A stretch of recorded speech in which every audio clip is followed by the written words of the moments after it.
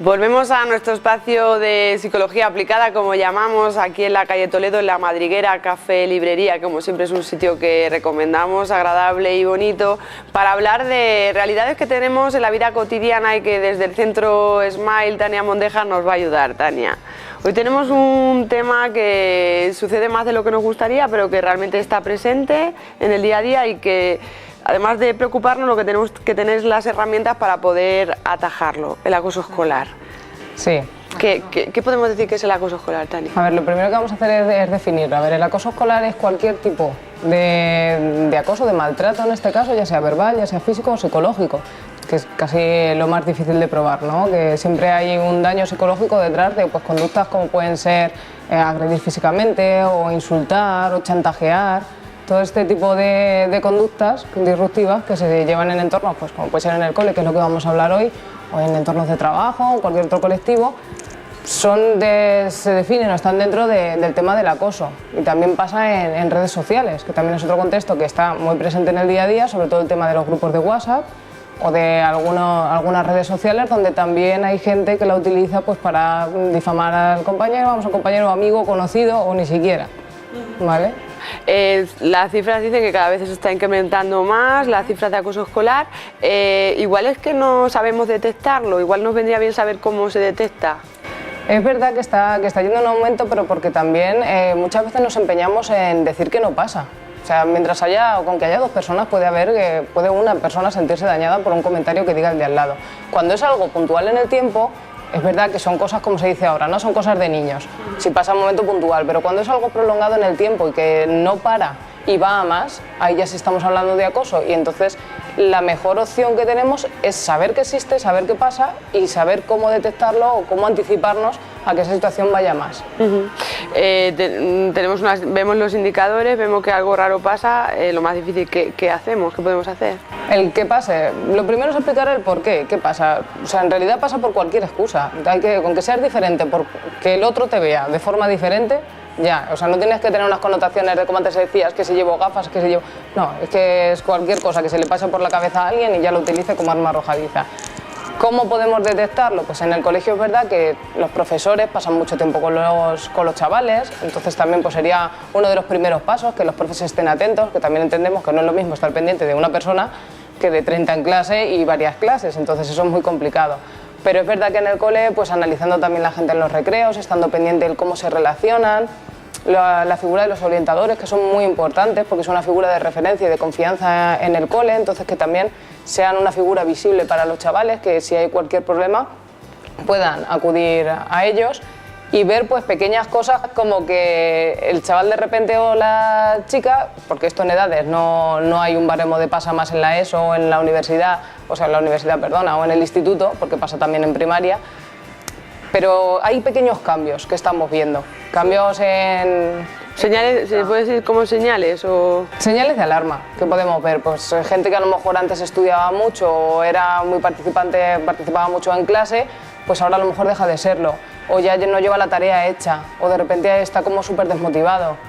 O en casa hay porque normalmente sacamos la agresividad o un poco lo que tenemos dentro que nos están haciendo fuera, lo sacamos en casa, que es donde hay confianza, entonces cambian las conductas, se vuelven pues eso, un poquito más agresivos verbalmente, no hace falta que sea físicamente, o que están como más irascibles, que tienen como menos tolerancia a la frustración, enseguida se enfadan, enseguida gritan.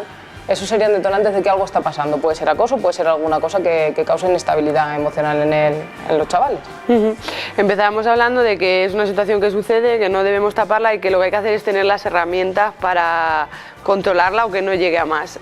Ahí te pido como que nos des unos consejos para todo. Sí, sí. Antes me gustaría decir una cosa, el tema del acoso siempre se ha visto que se trabaja con la persona que es víctima, con a quien están acosando, pero es muy importante trabajar con los otros niños, la figura como de acosador, por poner un poco las dos partes, porque es tan importante el que hace algo como el que lo recibe. Las dos personas tienen una forma de relacionarse un poco que no está bien. Entonces tendremos que enseñarle habilidades sociales o formas de estar, de cohesión grupal en clase o de relacionarse con los demás, aunque sean diferentes, tanto a unos como a otros, porque a lo mejor eso también es una vía que a lo mejor no es una vía para trabajar el acoso.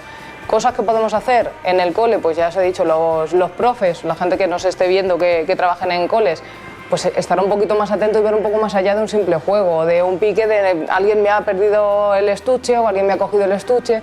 Pues si se hace de forma reiterada, pues deberíamos estar atentos. O el típico insulto que te dicen, pues un puntual, bueno, pero si es en el tiempo, ahí también tendremos que intervenir.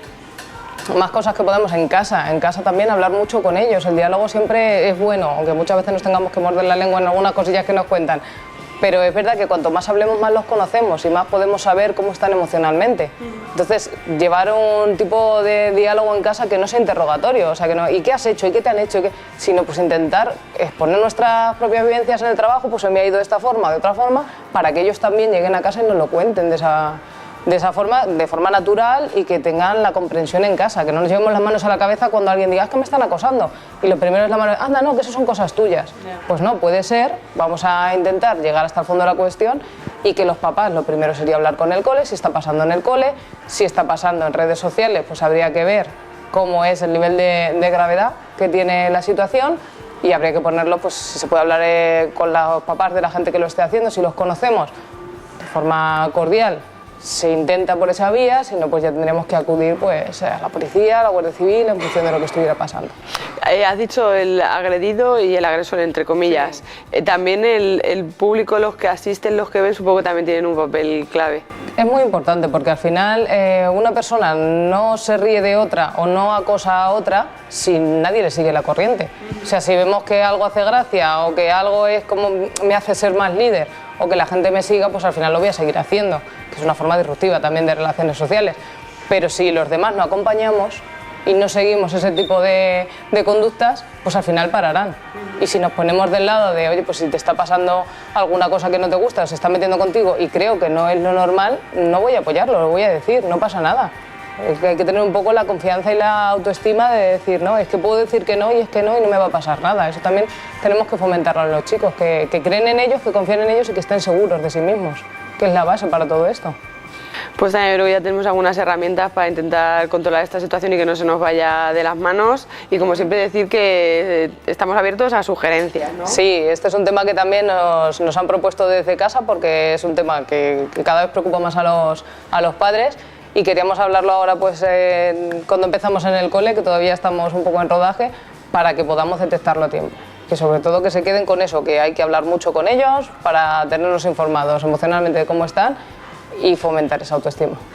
Y decir el correo electrónico para que nos sigan mandando propuestas, que realmente es lo que nos alimenta, info@smile.es y que les esperamos el próximo mes en redes sociales. El mes que viene, pues más. Muchas gracias. Nada.